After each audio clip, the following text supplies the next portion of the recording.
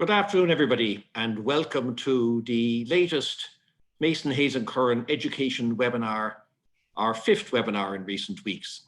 For those of you who don't know me, my name is Ian O'Herlihy and I'm head of the education unit in Mason Hayes and Curran. And I'd also like to start by introducing my two colleagues who are known to many of you already, Catherine Kelly and David Ruddy. Just a big word of thanks, firstly, to NAMSI and Breda Core in particular for all of our help in putting this webinar together, and also to IPPN and NAPD, who have kindly advertised the webinar to their members. Before we start, and in case any of you thought that you were going to just sit down and relax, we have a little bit of work for you to do. We're going to do something a little bit different, a little bit extra.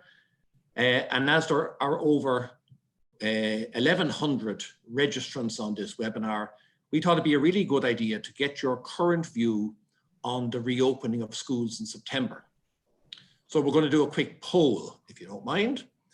And if you're on a phone, the poll may not appear, but if it does appear on whatever device you're using, we would be really appreciative if you could share your view on the question that's on your screen now. So the question is, do you believe it will be feasible for your school fully to reopen 5 days a week in September once the additional guidance is issued from the department?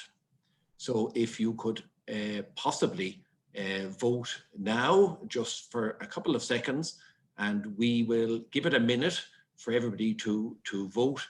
Just while we're doing that, just to let you know that the chat function on this webinar has been disabled because really the numbers are such that I think our head would be fried if we tried to answer all your questions live. What we have done is through our own website and also through NAMSI's good offices, we have got a lot of questions from you.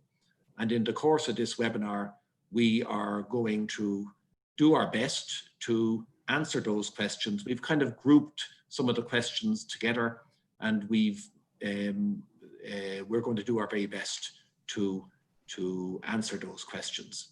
And the last thing I'd like to say, just before we see the results of the webinar, the last thing I want to say is that we do intend, if necessary, to run a further webinar in the summer, because as we'll be coming out in the course of this webinar, and David will be talking about this, there are further templates at an advanced stage of drafting with the Department of Education and Skills. We do have that information reliably, and they will be issued very shortly. I think, I would think in a matter of a week or 2 weeks maximum. And these are going to, massively inform schools in relation to a lot of the issues we're going to be discussing today. So, well, there's an answer. Only 55% of you believe that schools are going to open fully in September, which is quite a small percentage, and it probably does reflect the doubt that is among a lot of principals on the practicalities of reopening. Now, the Minister has said it is the department's intention that schools will fully reopen in September. Perhaps if we run this poll in a couple of weeks' time, when the further guidance from the department is issued, we might get a slightly different result, but we'll just have to wait and see that. So let's kick off. Today we're going to focus primarily on issues relevant to special schools, special units, special classes.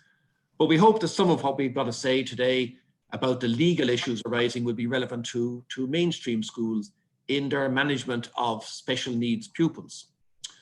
So let's get stuck in. We're starting with a picture. You may have heard that quotation before, but really we want to focus on, the leadership requirement in what we call the windy weather of the next few weeks and months. All you school principals are leaders, and what should you be doing as we prepare to open schools now? That's what we're going to be looking at. David. Thanks, Ian. And the first thing I think we have to reference is the department roadmap. And as you know, that was published last Friday. And What we are expecting, and Ian alluded to this, is the publication, hopefully next week, of guidance. Now, this would be modifying the existing health and safety guidance that was published last month, and we will refer to this as we go along, and it'll be modified and adapted to the school situation. So that will be positive from your point of view. Equally, the roadmap will deal with vulnerable staff, and we'll get guidance in relation to that, because that is coming back to us as a big issue too. And above all, there's going to be an awareness campaign for parents and pupils. Our schools, as open as we would like to have them for parents, won't be when we reopen in September. It'll be for essential visitors, we understand. So the actual document itself on last Friday was aspirational, but the minister did set the tone for the debate and the discussion in relation to his desire and his department's desire to reopen the school for all. And we can understand why. But the anxiety for you is palpable. So take, for example, the summer program. Many special schools and mainstream schools with special classes offer this program in July. There's a home-based provision section also. And this year, the cohort is being expanded. The HSE are hoping to organize in almost 100 schools provision also. So our first two questions in relation to this are, what are the essential protocols for the summer program? Hopefully next week you'll be in a better position, but in the meantime, we will have to refer you to the return to work protocol that is in place. Secondly, an interesting question, and this is, if the school provides a teacher with a care plan or learning profile, who is responsible if it's lost? Well, as we know, the data protection, the controller in a school is the board. So before handing out sensitive personal information like this, we should make sure that that teacher is familiar with the contents of your data protection policy in the school. And secondly, that you should anonymize personnel details of that individual. Now we're going to look at the return to work safety protocol. And Catherine, we have a question here. Basically, what should our board be doing to facilitate the reopening of special schools? So I might put that to you in the context of this slide. Thanks, David. Well, the first thing that they should be doing is looking at the return to work safety protocol, because this applies to all employers. And as we know, the board of management is the employer of the staff in the school. Looking at the DES roadmap also, in relation to the protocol, it will set out, we've put out in bullet points a number of matters that have been dealt with. So the BOM, the Board of Management, must develop a COVID-19 response plan, appoint and train staff representatives. It's essential to keep a log of contacts to facilitate tracing. It will obviously only be essential visitors to the school, non-essential visitors won't be allowed. Look at your health and safety statement, that's very, very important. And communication of public health advice and COVID-19 prevention and control measures. So you should look at all of that. So Catherine, in relation to, you mentioned there are a log of contacts, etc., for tracing, but if a member of staff presents as being unwell and is sent home, the natural inclination is for us all to ask, you know, what's wrong with our colleague? But there'll be some heightened anxiety in relation to why they're sent home. So the question is, what should I be saying to anxious members of my staff? Well, I can understand the anxiety. However, that is confidential information.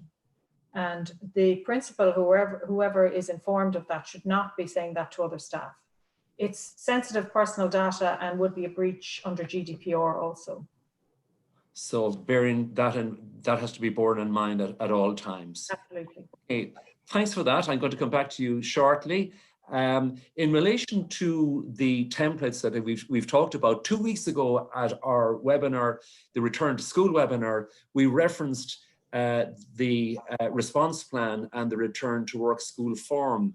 And we did say at the time and point out that the Health and Safety Authority have developed a number of checklists. Now they're generic. they're for factories, all sorts of workplaces. But these are the issues that will be dealt with. So I suggest that if you haven't done so, rather than waiting for the department to come back with their published guidelines, which will by and large only tweak what's in these guidelines, you should be familiar with these. So hopefully next week you'll get the school-based checklists, but please do have a look at these in advance. Ian, I'm going to turn to you in relation to staff, and you won't mind me sharing with our audience, but you were at the dentist yesterday. I don't have to give us all the details, but yeah, well, I was it was a different experience. I was at the dentist yesterday, and the only relevant to me mentioning this to you was that I had to complete a not so much return to work form, but a return to the dentist form before I went in. And also I had to have my temperature taken before I could be seen by the dentist. And, you know, these kind of measures in different environments are going to be, I think, par for the course for many months to come. And some of you may have heard that, for example, in outlet centers, outlet stores, and other such places, you know, temperature checks are being introduced during reopening schedules at the moment. So, you know, this is a new world for us. I've just put in there the link to the HSE link there in relation to staff and guidance in relation to both high risk and other members of staff. Obviously, the basic message is stay at home if unwell. But there's one issue there that we've outlined around recruitment. And a number of boards of management have come to us and asked, well, okay, under the heading of staff recruitment, what is the story in relation to face-to-face interviews?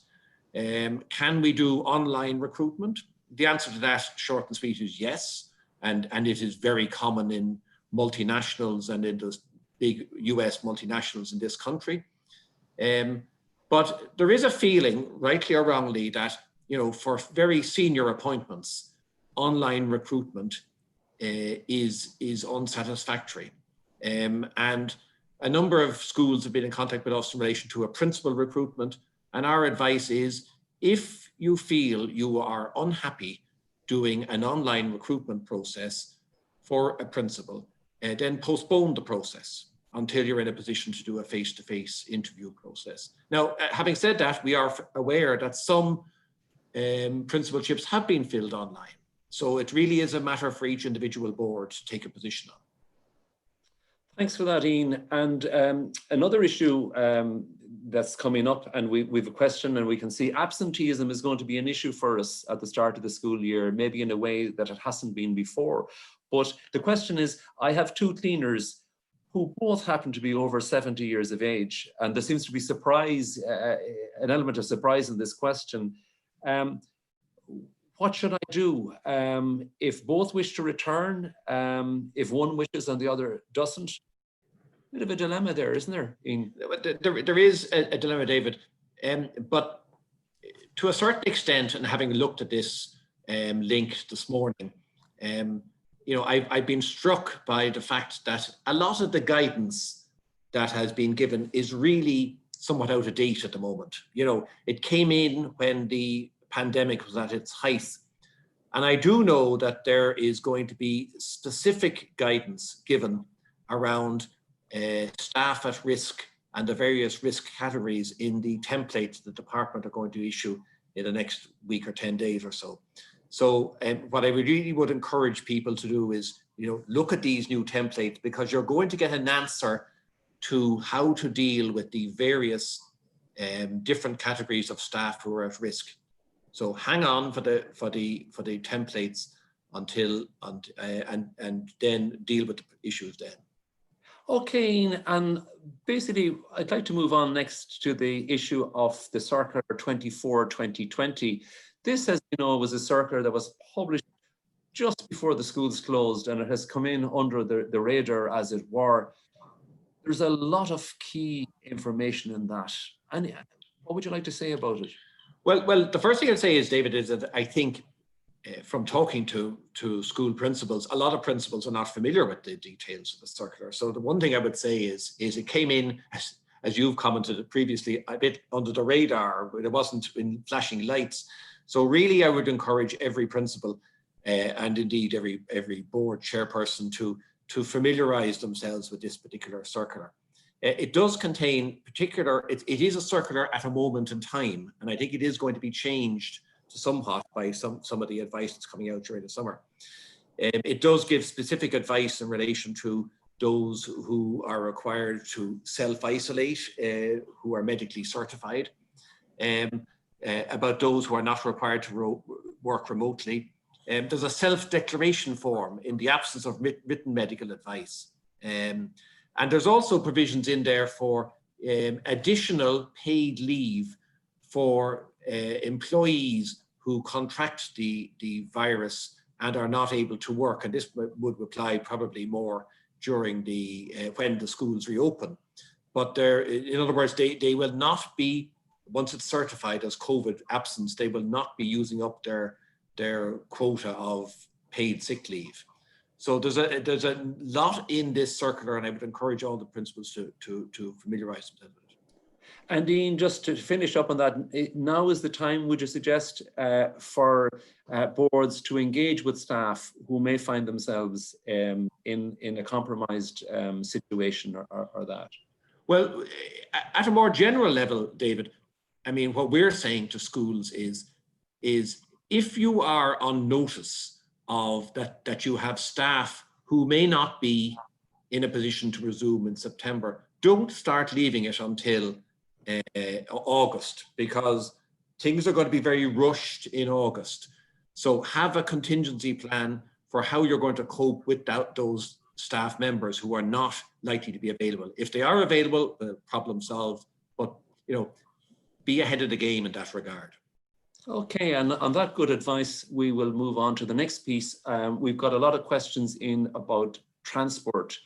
And I suppose the net point is who's responsible for a pupil's safety. And we know that in our special schools, a lot of children, if not the majority, may be transported on buses and that. So anything you'd like to say about that, Ian? Yeah, well, we've dealt with quite a number of cases in relation to school transport even before COVID, and there have been issues around where a child is injured in a bus and who is responsible. So let's call a spade a spade. I mean, there are different employers on every school bus. There's the bus driver who is not employed by the school. There are the bus escorts who are employees of the Board of Management. And then there's the person or persons who are responsible for the bus itself. And there's going to have to be protocols worked out in relation to, for example, cleaning of bus transport between drop off and pick up every day. Not to mention the last bullet point there, that is, we're aware that in certain circumstances, minibuses or taxis do private work outside of school. And this has the potential to increase risk of spreading the virus unless there are agreed protocols around the cleaning of buses, bearing in mind that a number of these special needs children are vulnerable in themselves. So cleaning is going to be of vital importance. Thanks for that, Ian. And of course, again, we will wait hopefully some greater clarity next week from the department. The next piece we've received a lot of questions about is in relation to cleaning and hygiene. And again, I understand that there will be directions in relation to that. But what we do need to do is to bear in mind that there will be different types of cleaning routines. And a thing we may not have done before is actually we may not have recorded cleaning when and by whom was it done. So that's going to be an issue. Monitoring also will be an issue. And in the past, as a former school principal, I tended to notice things when they weren't done or they were very badly done. So this will have to be done on a daily basis, I would suggest. What would the role of teachers and SNAs be? Because we're not going to have a deep cleaning squad outside schools every day, unfortunately. So there's a lot of what we can do, but it will require flexibility. In relation to equipment and dispensers and material, I understand that the Department of Education has put to tender only this week in relation to supply of this equipment. And one of the issues that's coming back is that it can be more useful to have pupils use gel on entering the school rather than going through the hand washing routines, because a significant amount of time, I gather 45 minutes, could be lost on washing and drying, as you could imagine. So watch out for guidance there.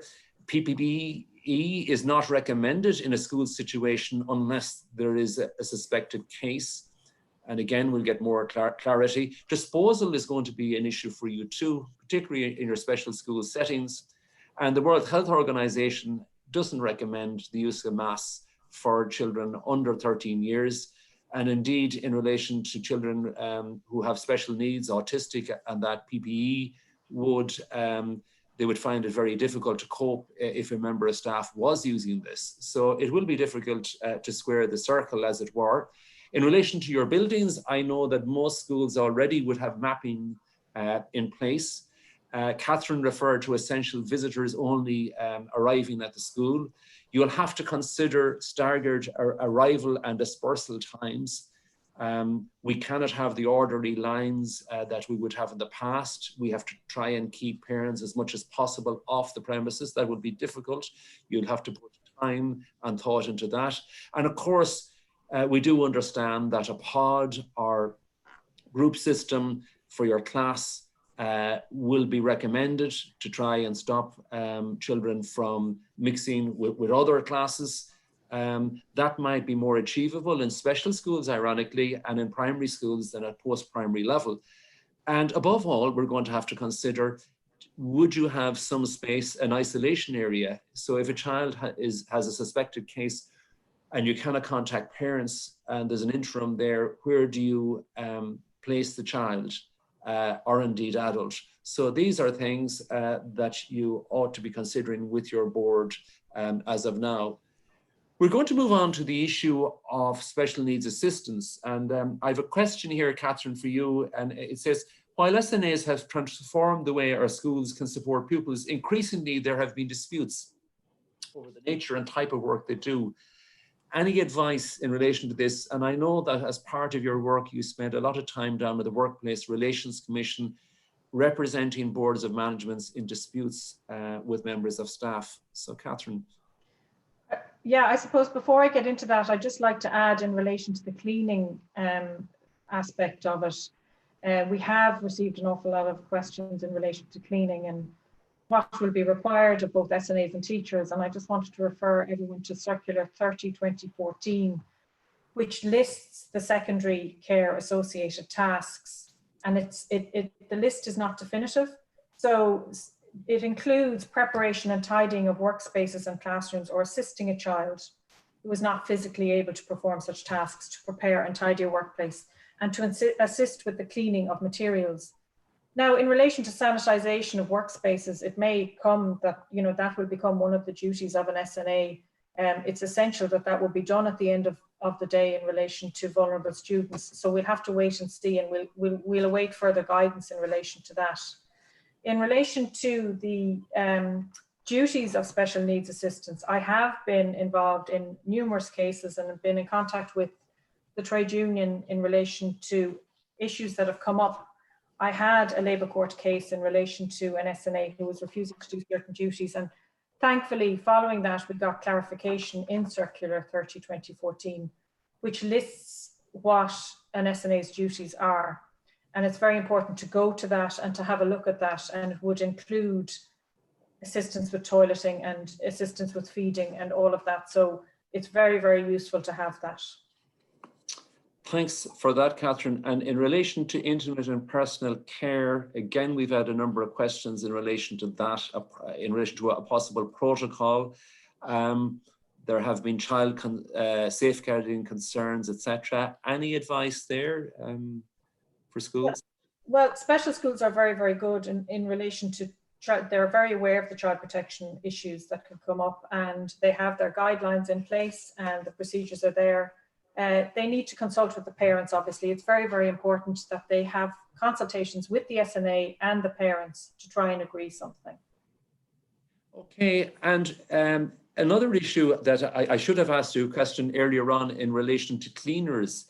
What happens when the school routine changes in relation to cleaning and the hours of work in the contract, that there may be a request for cleaners to clean at a different time?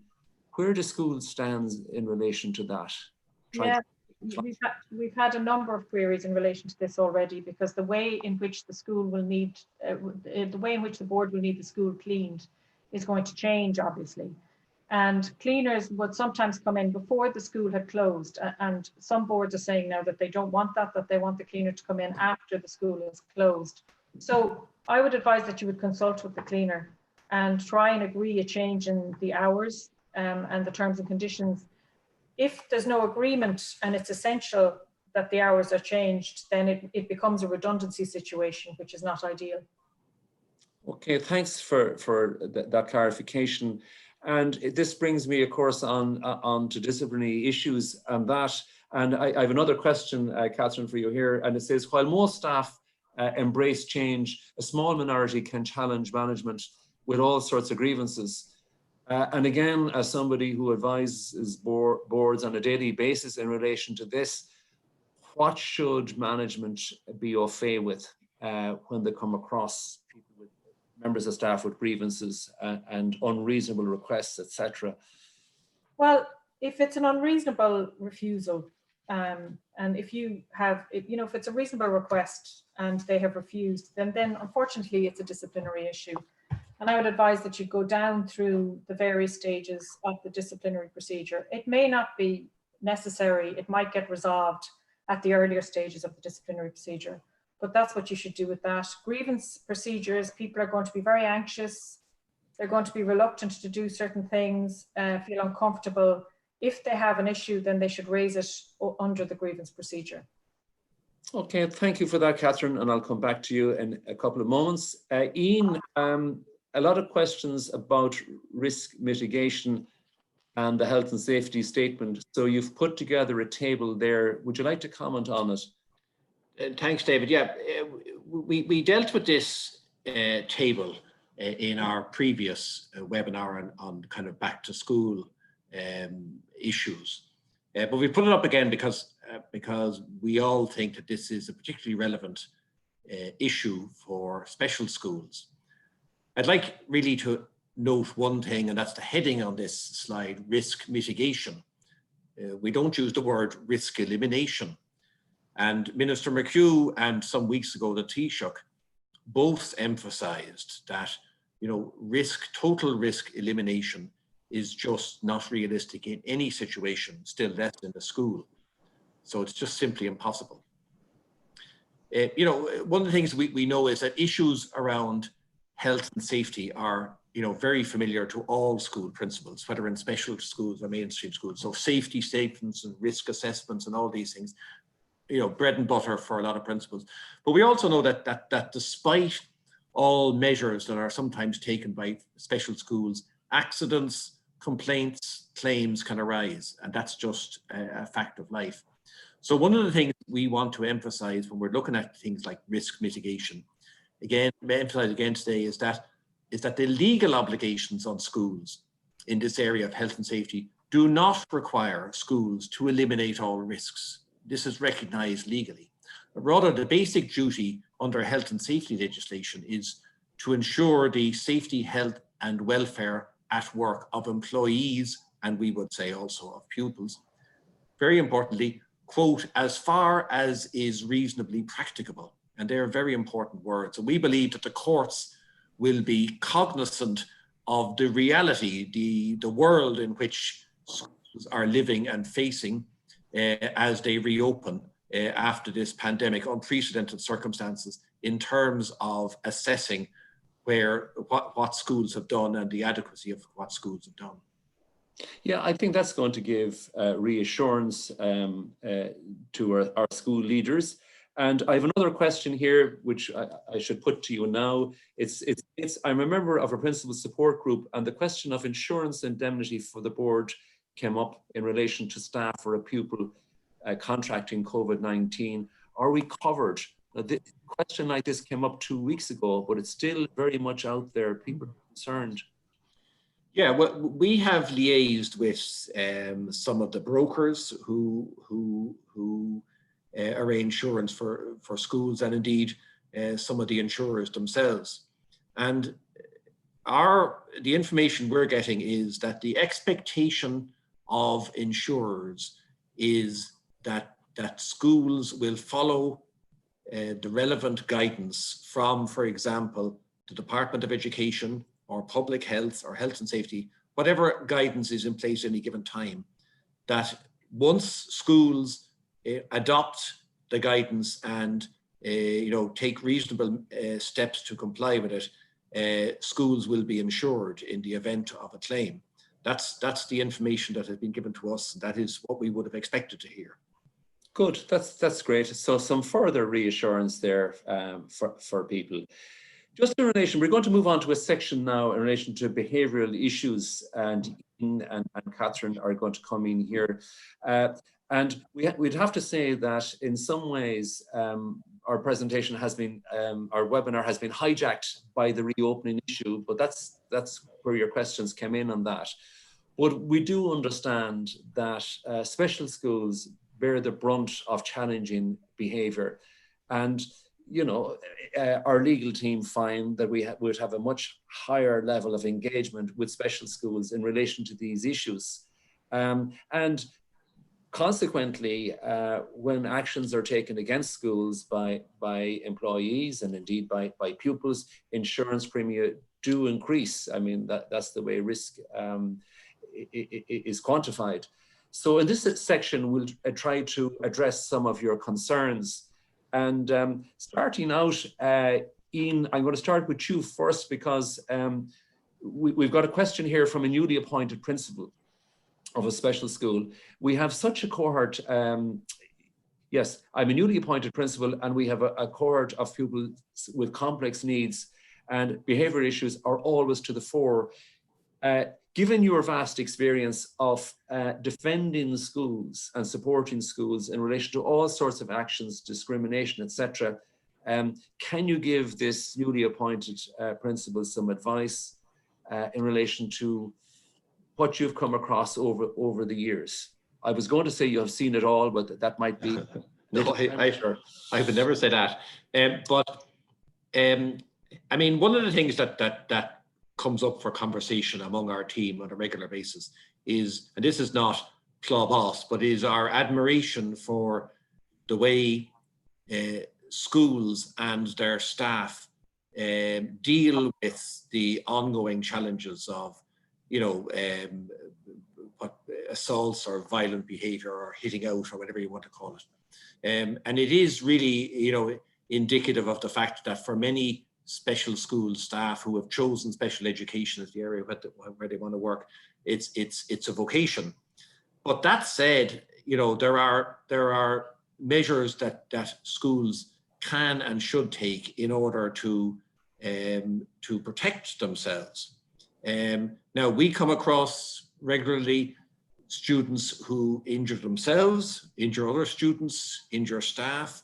We've come across what we've referred to as runners. We're not talking about a pair of shoes, but we're talking about the bolters out of the school. We've had several situations where they literally have bolted across a main road, not once, but several times. Had to be brought back by the Gardaí in some cases. So, these are really, really challenging behaviors. And in the vast majority of cases, special schools are successful in dealing with these. They understand that this is, a part of dealing with it. But in certain extreme situations, schools are going to have to resort to their code of behaviour. Now, one of the things that has come out from court cases is that a school's code of behaviour, particularly where it's a code of behaviour in a mainstream school with a special unit, but the school code of behaviour applies to all students, special needs or otherwise. So, many of your special schools will be familiar with the requirement to have arrangements for segregation of a student who has become distressed and maybe lashing out. And I know you're going to talk for a moment, David, about a big issue about restraint, because that is where the rubber hits the road sometimes in terms of actually dealing with violent behavior. So you might like to take that issue up, David. Yeah, thanks, Ian. In relation to restraint, we have a question here, and it says, is there any departmental guidelines regarding restraint? And the simple answer is no. And this is a vexed issue, and many experienced special school leaders can relate to this. The good news is the Minister did appoint an expert committee to look at this whole issue this time last year. And that expert committee has reported back to the department, who in turn have forwarded the report to the Attorney General's office. So, and speaking to a member of that committee, a special school principal, they said to me that among the other issues was the issue of segregation of students, and that's not recommended either. So we do await these guidelines. And what the department would have said in their press release in relation to this is that restraint should only be used after expert advice, training and monitoring. And in relation to training, the experience with training hasn't been all that positive at times, because the quality, you have told us as school leaders that you're concerned about some of the quality of the training that's happening. And indeed, it's very expensive, we gather too.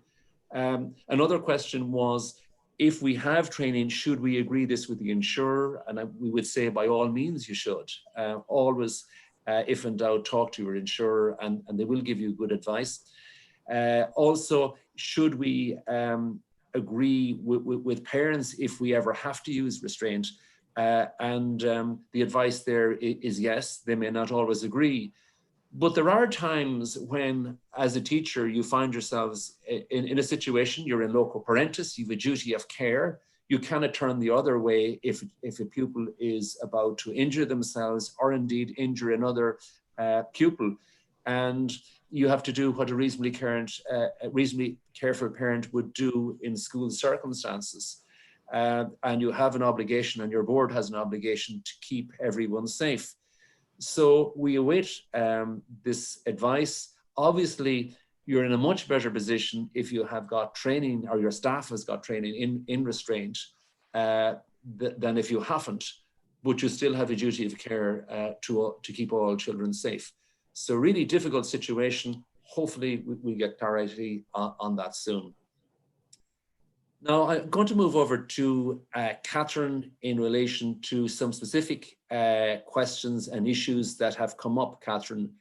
And, you know, a fairly typical one here about a child who strikes their SNA and that. So you've dealt, along with Ian and the rest of the education team, with lots and lots of these cases. So, any comments? Well, I suppose the first thing I say to our clients who have a claim like this, just because somebody claims against the board and the school doesn't mean that there's any merit to it. You know, so there's free access to the courts in Ireland, and, you know, people can bring claims, but we will fully defend them if we go and we see what the school did in relation to training of this SNA, the procedures, the protocols that were in place. This will all help us to fully defend that claim. It is the case that your insurance premium goes up, and that is unfortunate, but it is the case that we will be able to fully defend these claims if you've done everything that you were told to do by the department. Okay, so that's some reassurance there. The shortened day, this is an issue that comes up all the time. Some schools certainly use it and find it very helpful. The department don't. So what's your take on it? Well, my take on it is that the school puts a shortened day in place for the benefit of the pupil. And that's the bottom line here. A pupil sometimes doesn't deal very well with the long day and needs a shortened day, because the full day is going to make them more anxious. And we've had numerous cases where principals have said to us, they're just not able for the full day. And parents may not agree with it. If possible, you should get parents to agree. But if it's done in conjunction with NEPs, who are advising that a shorter day would be beneficial, then you should do it. Okay, and sometimes then when things like the shortened day don't work out, and indeed all the positive things and behavior management plans don't work out, we end up with situations of suspension and expulsion. And I have a question that I'll throw to you there when you're dealing with this, Catherine. What is the appropriate response if a pupil spits in the faces of other pupils and staff when not getting their own way? Do we follow the code to the letter of the law, particularly given the situation with COVID-19? So that's just one example of an anxious principle. Well, it's even more important now with COVID-19 that you follow the code of behaviour in relation to that. I would advise that in relation to suspensions, the department don't like the open-ended suspensions. You should have the student coming back in if possible. Otherwise, it could be a de facto expulsion, really, if you keep the student out for a long period of time. So you only put it in place for a certain period and then they're allowed back in. If nothing works, shortened day, suspension, none of that is working, and it becomes a case that expulsion is necessary, then you have to go to the newbie guidelines. It's very, very important. And look at the bullet points that we have set out there. The nature and seriousness of the behavior, the context of the behavior, the impact of the behavior. Is this person injuring other children, injuring staff, injuring themselves, which is very important also. We had a case recently where the school had to be evacuated over and over and over again because this child had become so aggressive that he was injuring himself, staff, and other children. The interventions tried to date, really, really important that you've gone to NEPs, that you've got external agencies in to try and help this child. Whether expulsion is a proportionate response, in my experience, schools go down every single line of inquiry before they go to expel a child. It's always seen as a last resort, and the possible impact of suspension and expulsion. I don't know, Ian, would you like to add anything in there in relation to that? No, I mean, I think the cases that we've dealt with over the last couple of years, Catherine, really show the extent that schools have gone to. But the keeping of records is absolutely vital because when you come into, whether it's Section 29 appeal or some court challenge or something, you've got to have proper records and proper communication with home. Even though you might think, well, sure, the parents know, proper communication with home and communication in writing is really, really important. And I think another aspect of it is the report that the principal presents to the Board of Management, which recommends the expulsion, has to be very detailed. Really needs to go through everything that has happened. We've seen them where they've been 20, 30, 40 pages long. And that will be used as the basis of your defence of a Section 29 appeal. So we advise all the time in relation to contents of those reports. So on the basis of what you're saying there, exhaust all avenues, involve all agencies, and have your paperwork in order. Especially in relation to a child with special educational needs. Thanks very much for that. Now we'll move on to the issue here, and this is in relation to the new admission policy and that. And Ian, just we've a query, and this is actually from a small primary school, which says, we have an application from a pupil with complex needs for admission. The pupil would be more suitably placed in a special school. We simply do not have the resources or expertise to take this pupil. What should we do? Yeah, well, that's a very vexed issue, and perhaps could even be something that might even have been overlooked in the recent Admissions Act. I mean, just by way of recap, and many of the principals listening today will be familiar with this. I mean, mainstream schools are only entitled to refuse to admit an applicant student of two grounds. Either either that the school is oversubscribed, which by definition you're going to say no to some people, or that the parents are refusing to accept a code of behaviour. Special schools are entitled to additional grounds, obviously, and that is around the designation of the special school or the special unit and the compliance, if you like, of the applicant student with that particular designation. So just to deal with the first bullet point there, you're obviously entitled to ask for existing reports and assessments to make sure that the student in a special school qualifies for admission. One of the extraordinary anomalies and the perverse situation is that in that application to that small school that you've just read out, it's a mainstream school, that school may not be entitled to refuse to enroll on the grounds of the child's special needs. But had this child, the parents applied to a special school, they would be entitled if the special needs didn't accord with the designation of the school. And this seems completely perverse, because we have come across several cases on the team of what we call, students that are not properly placed in the right school and where they should actually be in a special school, but the parents want them in a mainstream school. So that is a real problem, and I don't have an answer to it. Some schools in that situation may decide they're going to refuse to enroll and take their chances in the Section 29, and that's a matter for themselves. But one has to say that there is a possibility that they will lose the Section 29 because a child's special needs and the school's ability to meet those needs is not a ground upon which a mainstream school can refuse to enroll. Of course, Ian, we're in uncharted territory with the new pieces of legislation and with the new Section 29 appeals mechanism that's been put in place. Thank you for that. Just as we come to the end of our webinar, we would like to acknowledge that school leaders, particularly in the special school settings, you cater for the most vulnerable pupils that attend school, and you have shown remarkable energy in supporting both the parents and the pupils over the last few months.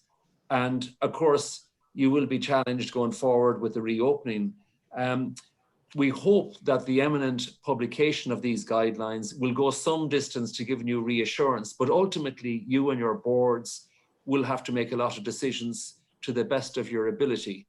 And you should do so in the confidence that if your board signs off and you stick to the guidelines as best as you can, that you are doing the right thing. Every school is unique. And we know full well as lawyers that if you're not part of the solution, you become quickly part of the problem. But schools are remarkable problem-solving enterprises. And just to re-emphasize what Ian said, this is all about risk mitigation. It's not about risk elimination. And on that note, I would like to thank Ian and Catherine for sharing their expertise with us this afternoon. And in particular, I'd also like to thank our colleagues who have assisted us with this webinar, and they're Liam Reardon and Paul Rochford, both of whom are partners and who are probably well known to you, and also Fiona Shield, who's a solicitor in the section.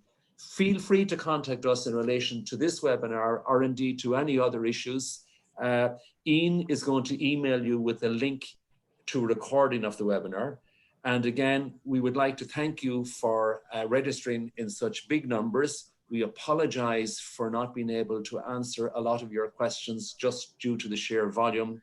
And we look forward to re-engaging with you, possibly with a webinar closer to the reopening of schools in the end of August. So thank you very much and have a good day. Bye. Thank you.